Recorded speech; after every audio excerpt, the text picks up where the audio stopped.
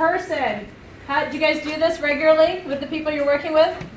And for yourself, do you expect the best from yourself? Again, another soft skill that's easier said than done. It is hard to, what is the best? What should we be expecting from people? We have got a job description, we've got roles, we've got tasks, but truly how is it we can expect more from them? And is it okay to expect more from them? Is it okay to go beyond their job description? And what was that little paragraph I told you in the very beginning? That you do what is ever most needed at any given time to make this organization, team, department great.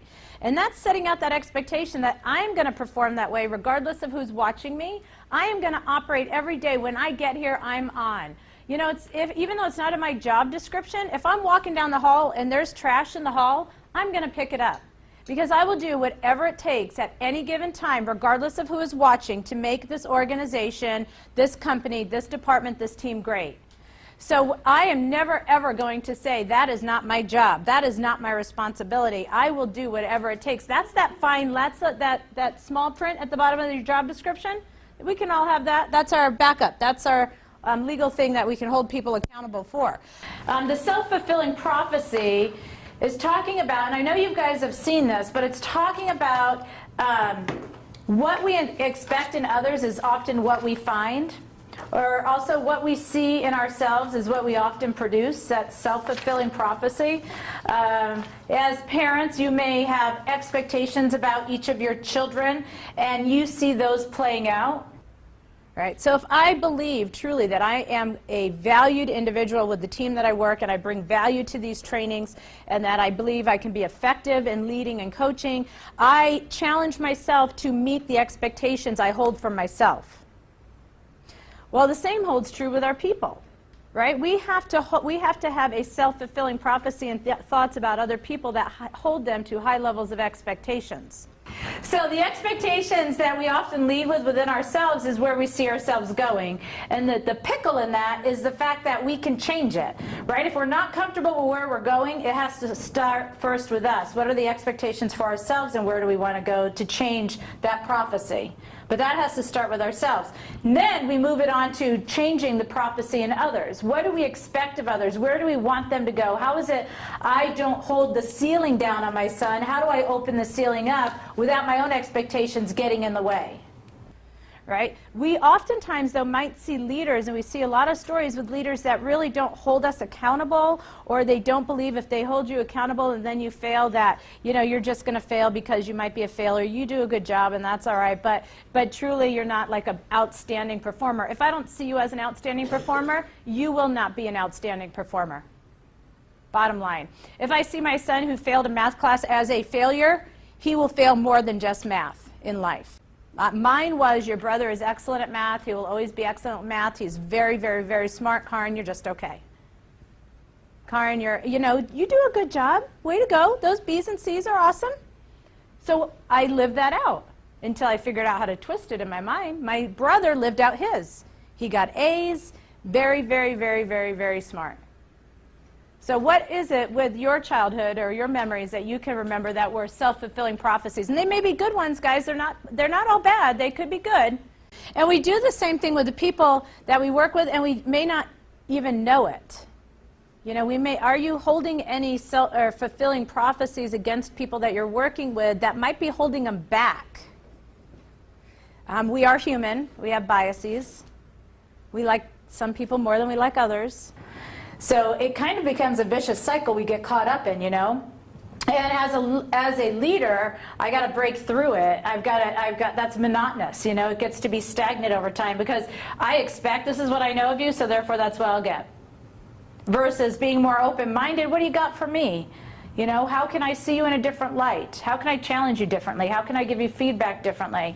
I'm holding somebody down by putting expectations on them where they could be up here, but I'm putting them down there. Are you holding yourself down as a leader? Are there places that you want to go, but you say, oh, I'm not quite that person, or I've never been comfortable doing that. So you're holding yourself down based off of your own expectations. So self-fulfilling prophecy. Others' beliefs about us causes our others' actions towards us. Our beliefs about ourselves are then reinforced and then strengthened, and it's a perpetual circle there. Again, though, it can be very positive if you have a self-fulfilling prophecy that lives to the talents and strengths that we've been talking about and your leadership skills. If you are still, I can remember back and looking at, coming into today, looking at your comments when we interviewed you about your leadership, definition of leadership, maybe your perspective about who you are as a leader.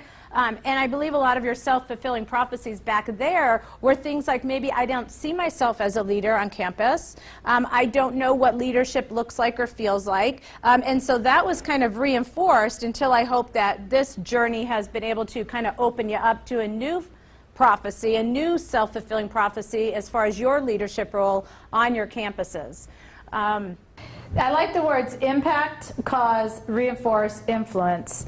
So if we can get to that point where we're even reinforcing a bit of small changes along the way, that's creating influence to make that bigger change. Expectations not met becomes demands. That's good. Because even... And let me ask one more thing. Is it expectations hung up in our mind, or have we communicated them? Because that's another thing that a miss arrow is we get it up here, the expectation. I never communicated it, but I expected that it probably should have been done, and it didn't. Then it becomes a psychological punishment. Then we punish them as a result of it. But so when you feel yourself getting into the conversations in your head, well, I assume this, or, you know, it is an expectation unmet, so therefore a demand, or why do you do these things? You know, think about this. Are there ways in which you can have impact creating change in this vicious cycle in our head that we get into? So much. So high expectations are known for giving higher levels of results. We say, when people are surveyed, what makes a leader special? People say that those people bring out the best in me. So they bring out the best in us, and that is truly what we want to do. I challenge myself every time I walk away from an encounter, or let's say 90% of the time. I challenge myself to say, what is it I just contributed to that conversation? How is it I brought something greater to that person? How did I build that person up? How did I lead that person to make a better decision? I'm constantly mindful of my interactions, whether it be with my children, my husband, or the people that I work with. Every single time you have a moment to make impact. And I gave you that TED video that we talked about. I call it the lollipop leadership. How impactful was that moment? That was life-changing. How impactful was that? We never know when we're going to have that impact. So I never want to underestimate the abilities of the people that I'm working with for fear that I'm going to feed into a self-fulfilling prophecy that they may already have that I don't even know about. So I'm constantly being mindful of what is it I can do to bring out the best in you? What is your best? What would you like to see? If the floodgates were open, where would you want to go? You know, that is what engages our students and helps them to feel like, wow, I can do it. Even though I was in resource. My son's in speech. Even though he was in speech, he does not believe he's a good reader. I talk all around that. You can manage that, but you are so talented in articulating and presenting and doing those kind of things, and you're going to do okay. You're going to do okay here. You surely can. Never want to underestimate. Never underestimate. Wow, people blow you away when we underestimate. Really? We don't want to underestimate. We're often fearful of setting too high of expectations because when we do that, we might let down ourselves or let somebody else down. I don't know about you guys, but for me, it brings value to hold ourselves accountable by speaking what our expectations are. So now that we switched up, where's Nicole? So Nicole, now that we all know that you're running a marathon, you're training for a marathon, when you speak it, what happens? So when you hold it back here, kind of like a wish and a hope and a want, people don't know it and they don't hold you accountable. But now that we know it, it might be a little scary, but we're going to hold her accountable. Fear sometimes stops us from sharing that. And so therefore, if we don't share, we're not sharing expectations with our people. You guys ever get fearful about if I say it, then I have to do it? If I speak it, I should put action to it? Absolutely. So, and then also if I expect it from somebody else, what happens if they let you down? What's going to happen to that relationship? And so This is just one of those quirks that we have to be aware of. I want you to get over it. I want us to have those conversations, and you will be let down. Bottom line is, there will be failure. Part of life is having failures as a leader, but what do you do with that failure? Learn from it, absolutely. It's an opportunity for growth. When my son failed his class, I said, that's disappointing. What are you going to do now? What's your next step? How are we going to get back on track? What do you want to do now that you've had this experience? What's going to be your next experience in regards to your course study and taking summer school and that kind of stuff? It wasn't about what a horrible person you are and how upset I am at you. It is about, this is the information we have. There's a failure in front of us. What's the next step? What are we learning from? What are the opportunities of growth as a result of the failure? Pay attention to performance. Leadership by walking around, or management by walking around. Have you guys heard that? Your MBWA, right? So management by walking around is to say, get out. The word lead in Old English comes from travel, go, guide. That's what lead is. So to lead is not to sit behind your desk with a closed door. To lead is to get out, to network like we talked about, to do our face-to-face, to do our interdependence, to do those relationship-building things. It's getting out, getting about. All right? That's what college campus is all about, walking around. Hewlett-Packard, when they first started their first factory, Hewlett would actually go down onto the floor and walk around all of the people building computers, and he'd actually sit down next to people that were in the midst of building, have conversations, what's going on, what are you doing, tweak things with them as they went. Steve Jobs did a lot of that as well. And so leading by walking around is something that developed out of Hewlett-Packard, but we talk about it today as being very influential for building trust, motivating employees, encouraging employees, creating cultural change, building trust. It shows when you are out and about, you get people to know you. You have the conversation. Students see you. It's more engaging. If the students see you only in the classroom and then see you down the hall, they are not as apt to stop and have a conversation with you. And or if your employees or your team people only see you in one setting, when they see you in another setting and they're not used to it, they don't know what to think about it. Leaders who don't get out from their desk and stay behind their desk and then all of a sudden go to a work area, people become fearful. It's like, oh my gosh, why is she out here? What is she doing? Did I do something wrong? So we want the mentality and the atmosphere that, you know what, we're all going to walk around, we're going to do this together, we're going to have conversations, whether or not it's, in the courtyard or in the cafeteria. I'm going to come up and say, hi, I'm going to ask you how you're doing. I'm going to have those small little 30-second conversations because that's what builds the community we're trying to establish. The guidelines here about management walking around is just do it as often and frequent as you can. I know that you guys are busy. I understand that. I understand you have a lot of tasks. You got a lot of stuff to manage. You have a lot of things from when you hit the door in the morning to when you go home at night. But if managing and leading by walking around is not in your daily schedule, you're going to miss an element of connectedness to your people. You're going to miss an opportunity to build a relationship. Do it as often as you can. Go by yourself. Ask a lot of questions. Watch and listen. And I know that you're saying, sometimes in my day I don't have time. But I guarantee at the end of the day, when you do take 5 minutes to do this, you will realize in the end it's worth your time. Because you're building relationships. People are seeing you out there. You're being more influential. They're not only seeing you to put out fires, they're seeing you to prevent fires. Right? They're seeing you to brainstorm with them. If you're struggling with something and you're out there walking around, your people see you, and you're like, hey, how can I help you? You're not going out there to say you did something wrong. They're not fearful of your presence. It might be just that, maybe your team has a new project that they're working on, or maybe there's, new grant money out there that somebody is looking at writing a grant for. Maybe there's it's a new quarter and new students are coming into student services. So, maybe there's looking at goals of the organization that you want to just go out and about, making sure people have got what they need to be successful, that you also are communicating with them at that time that, hey, I'm here for you, and if you begin to struggle, let me know. And those types of communications do not happen unless you are actively leading, guiding, going. Try out their work. And then it also gives you the opportunity to catch them doing what's right. If we get into a mentality of I've got my job, I've got my task, you've got your job, you've got your task, and I only go out to put out fires, or I only go out when there's a problem, then you are looking for that self-fulfilling prophecy that I'm getting out and I'm getting about, and I'm only going to be looking for what's going wrong so I can quickly solve it because that's my job, and then I need to go back to my tasks.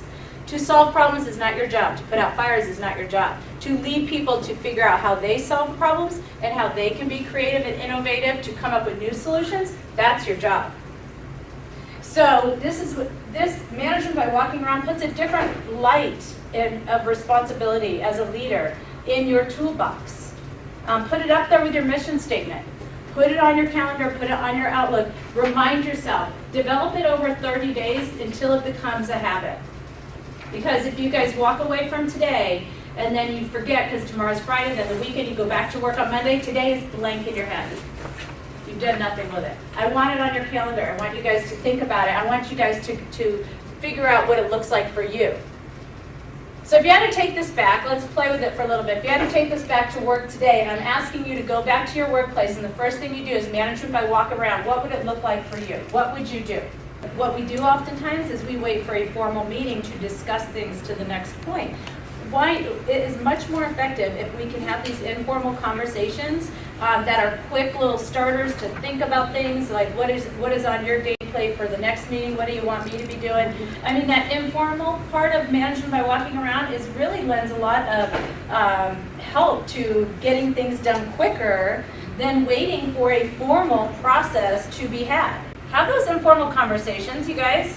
It's absolutely okay to bring up stuff informally like that through the halls, go into the restroom. So these are some signs if you are not as comfortable with the small chat, and maybe you are just one of those people that are feeling as if I can't have small chat, I don't know how to start a conversation. With this management by walking around, it's just kind of those starter lines. You know, how's it going? What can I do for you? And if you do know the family, which I'm hoping that you know stuff about their personal life, you know, hey, how are the kids going? How's the graduation party? How is that 5-year-old that just turned 5 and you're going to do that bouncy thing? You know, you want to know that about your people because once you have that connection, then the next conversation is, hey, I know that you had that meeting yesterday and it took you past 5. I really appreciate your time. I know that was late for you getting home. How did that meeting go? You know, so start off with the connectedness of the personal areas and then move into maybe a topic of work related, just to kind of continue to be mindful of, hey, I knew Terry stayed late. She had a meeting. I knew that took her past, and I wanted her to know I appreciate it, and I was thinking about her, and she was here doing the job. So you can have it twofold. Now, some of them might just be about personal stuff, and that's okay as well. Every conversation does not have to be work related. Because we want our people, we want our leaders and our boss to feel as if they value who we are outside of work. Would you guys agree? People that manage or supervise you, do they know something about you outside of work? I think it's so true that, you know, we hire great people, we want them to do great things, but then we kind of stagnate them with our way of doing it or not listening to their ideas, like Stacy was saying in that meeting when that person's idea was not listened to.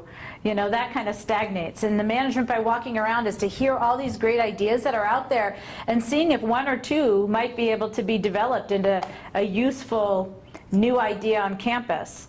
The way to do this and to do it very simply is just to have a very short conversation. How are you doing? What's going on? Anything I can help you with? You know, maybe bring up the last conversation. Hey, last time I know you were working on a project. How is that going? Maybe if your boss popped in and they were to say, how was that meeting on for your pilot, for your grant, for Leadership Now or something, you'd be like, wow, he actually remembered, he actually cares. That's awesome. It has a really big impact. I call it Take 10, and it doesn't even take 10. It literally takes about 20, 30 seconds. So I'm Peggy's manager, I'm Peggy's supervisor, and she's in her office, and I'm doing my management by walking around, and I'm just saying, hey Peggy, how are you doing? I'm doing great. How's the day going? Super. And how was, oh my gosh, your husband had the surgery, how's he doing? Seeing just fine. Is he? How's you're traveling back and forth? Stressful or? Not anymore because he can drive.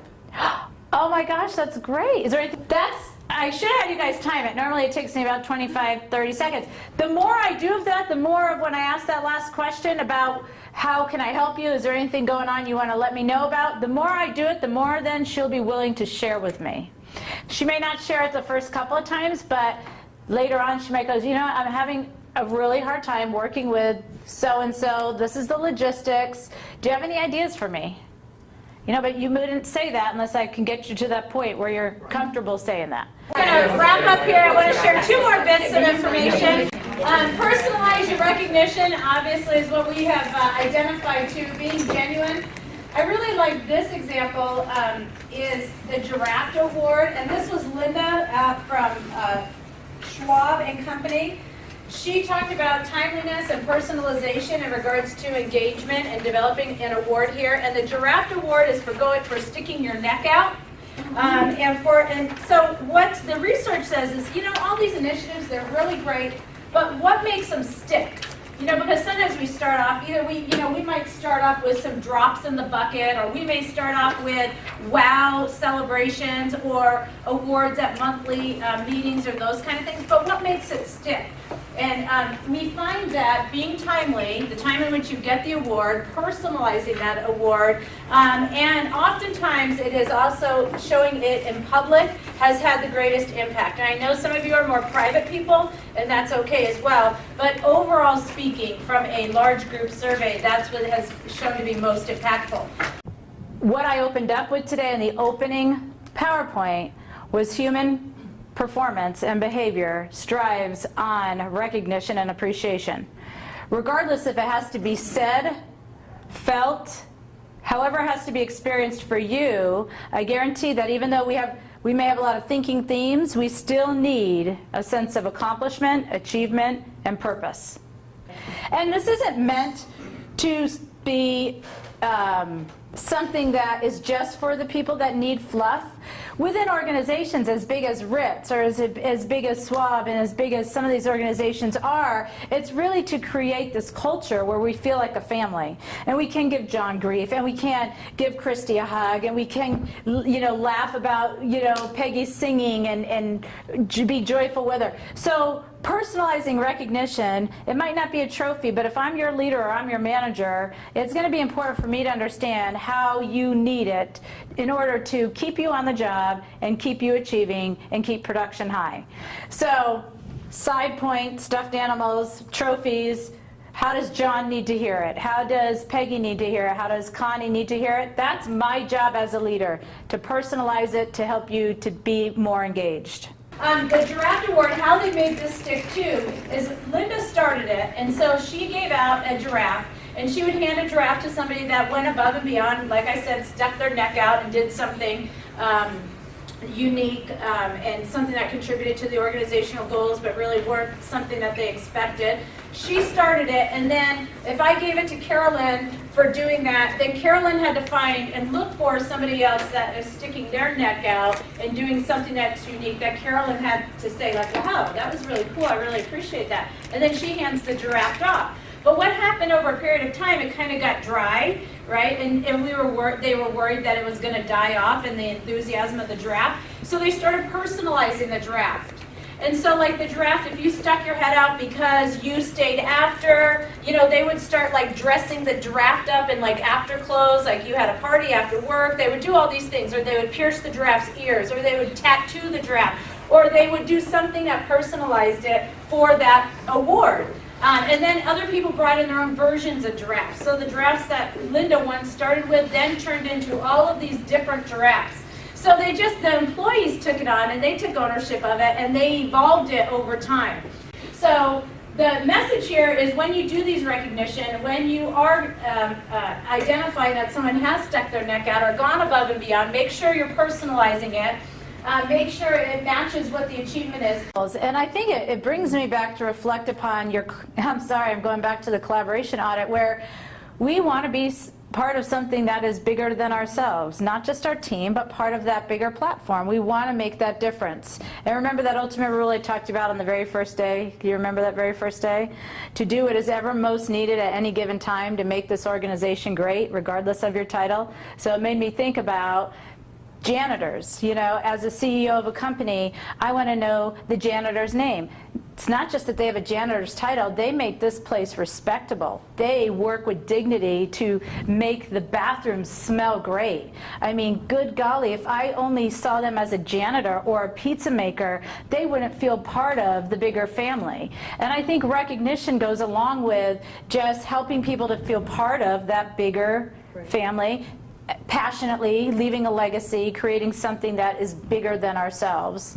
Now, occasionally I would get, and it's not predictable, from one of my supervisors, if I've done a training and she's received positive feedback, I'll get a letter in the mail, and I think I've shared this with you before. She will personalize a thank you note to me, and then she'll put in like a $5 Starbucks because she knows that I like coffee in the morning. And it didn't take her very long, right? She got a box at the dollar store, she got about 20 cards for a couple bucks, and she mails it to my home address, and I get it there.